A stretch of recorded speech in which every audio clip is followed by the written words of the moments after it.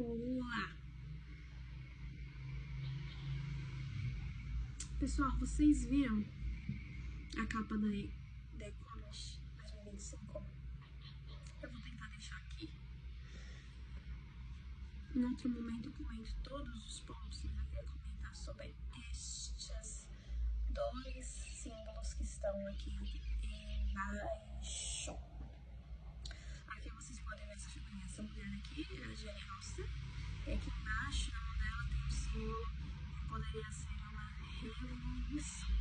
Este ano, se não me engano, faz 250 anos ou 256 anos de aniversário da publicação dos livros. Isso é uma referência ao cumprimento de duas profecias. Qual é a primeira profecia?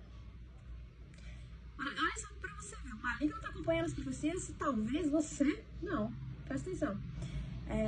A representação da Jane Austen e dessa mãozinha de revolução aqui pode prefigurar as duas testemunhas, as duas oliveiras, os dois candelabros que estão em pé diante do Senhor. Porque talvez os cristãos não saibam, porque eles estão esperando dois homens, Moisés e Elias, Moisés e Enoque, enfim, eles têm muitas teorias, né? Ainda mais por causa de um episódio onde Jesus estava no monte e eles viram Moisés e Elias. Na verdade, as duas testemunhas, os dois candelabros, as duas oliveiras, Jeremias já nos diz quem é e Moisés já nos fala quem é. A primeira mensagem de testemunha que Moisés nos cita são o sol e a lua. E quando Deus foi criar todo o processo do mundo, da humanidade, dos universos, ele começou a criar pela tarde e pela manhã. Então, qual foi o primeiro astro que ele criou? A lua, quando ele criou os luminares. Depois ele criou o sol. Quando Deus deu para Moisés a Torá, e Moisés proclamou diante de todos, antes dele falecer, ele proclamou novamente diante do povo antes dele falecer, lá no finalzinho do livro de Deuteronômio, vocês vão observar que ele fala: eu chamo como testemunha o sol e a lua. A lua representa o feminino, a mulher, a tarde. O homem representa o sol, a manhã. Essas são as duas testemunhas do Senhor. E tanto o sol quanto a lua também representam a profecia de que iria brotar uma estrela de Jacó, que o cetro não se apartaria de Judá, que ele esmagaria frentes de Moab, que ele acabaria com a memória de Amaleque e que acho que Edom seria dominado, Seir seria destruído e os queneus, eu não me lembro a passagem completa, mas seria isso. Tanto a estrela de Jacó quanto o cetro não se apartar de Judá, a gente está falando novamente sobre as duas testemunhas que vão trabalhar juntas, porque para fazer toda essa movimentação é a manifestação da unção de Elias, do espírito de Elias, da alma de Elias, que estará sobre a casa real de Judá e de Israel. Aí em Jeremias também o profeta nos fala, quando ele é tomado pelo Espírito do Senhor, ele junta duas varas. E ele fala que uma vara representa a vara de Judá e a outra vara representa a vara de Israel. E ele junta elas. Quando ele junta as varas, naquela época o reino estava separado, ali ele está prefigurando, anunciando a junção das duas testemunhas em uma. A junção dos dois reinos voltarem a ser um. A junção em matrimônio do descendente da casa de Israel e do descendente da casa de Judá. Juntos haveria renovação do reino. Tanto que tem profecias reveladas no Zohar sobre um casamento real antes da aparição de Mashiach ben Yosef e de Mashiach ben David. E um dos comentaristas traz pra gente, eu acho que é Haim Vital, não lembro bem qual é o rabino que comenta, mas ele fala que dia 25 de Elul, a estrela brotaria de Israel, ela seria vista por todos em Roma, e 70 dias após a aparição da estrela em Roma, ela estaria reunida. E todos eles saberiam que eles estariam juntos, ou seja, as duas testemunhas estariam unidas depois de 70 dias da aparição da estrela de Jacó, a primeira testemunha, ou, no caso, a mulher que representa a lua, o candelabro da esquerda, e o homem que representa o sol, o candelabro da direita. As duas testemunhas, os dois candelabros, os dois descendentes do reino. Essas revelações, você tem revelações no Zohar e você também tem as revelações no Alcorão Sagrado. Você só consegue compreender o Alcorão Sagrado se você professar que Mohammed foi um profeta enviado pelo Senhor. Você só entende as parábolas, as revelações cabalistas no Novo Testamento ou no Brit Hadashah, se você confessar que Cristo era o Mashiach enviado e que aqueles apóstolos foram também enviados pelo Senhor. Você só tem a revelação quando você professa a fé. Este é um segredo dos selos. Se você quer compreender as escrituras dos profetas, você deve professar que você crê que aquele profeta foi enviado pelo Senhor e os selos começam a se abrir. Claro, você precisa fazer a techuvá, o retorno a Deus, o retorno aos mandamentos.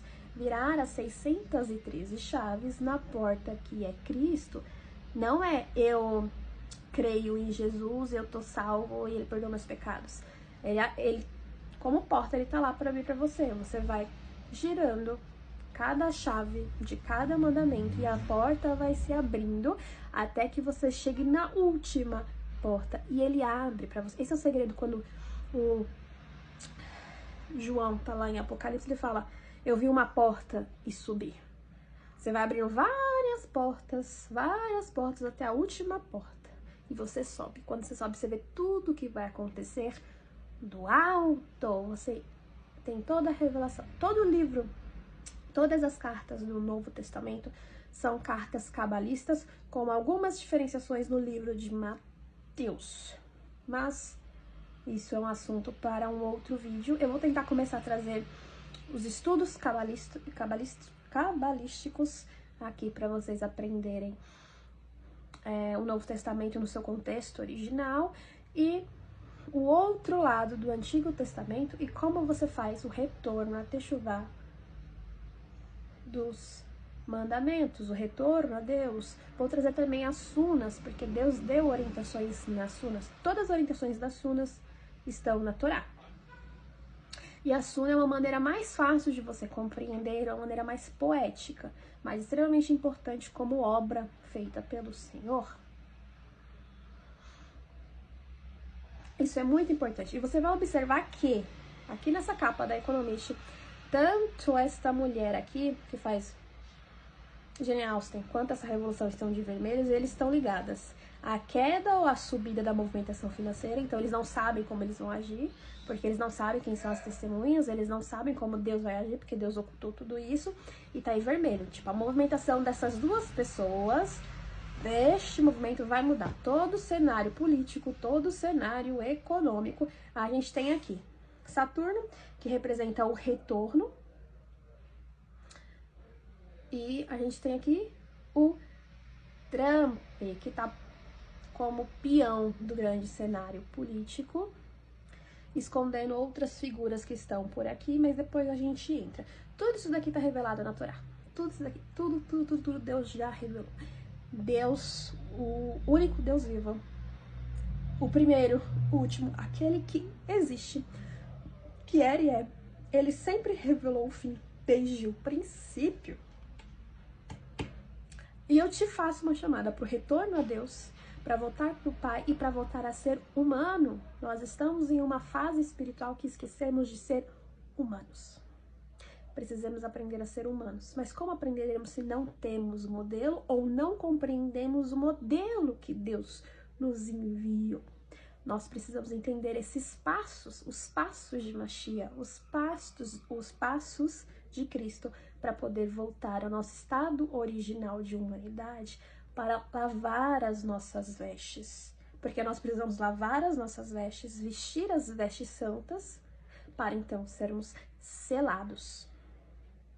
A obra, irmão, ela não pode parar e ela existe um passo a passo. Hoje, infelizmente, a grande maioria das igrejas, de vários líderes religiosos, de várias religiões se corromperam. A corrupção, ela é comum, não deveria ser normal, mas ela se tornou comum, porque quando uma pessoa não volta ao seu estado original, ela não tem um desejo verdadeiro de se corrigir, quando ela está no poder, que ela pode exercer influência sobre outra pessoa, e ela não é uma pessoa tratada, ela toma esse poder para ela e ela quer manipular os outros.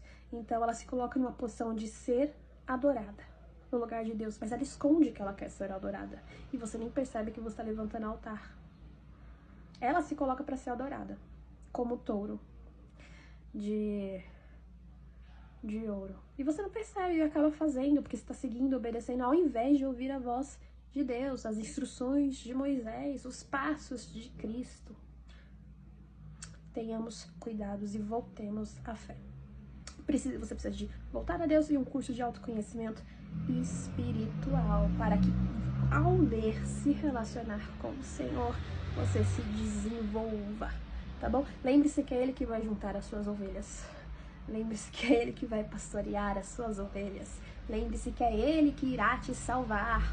Os braços do Senhor e as mãos do Senhor não estão encurtadas para salvar. Se não estão encurtadas, cabe a nós levantarmos as nossas mãos e fazermos o que precisamos fazer para que nossa mão toque a mão do Senhor, então sermos elevados ao alto. Shalom, shalom.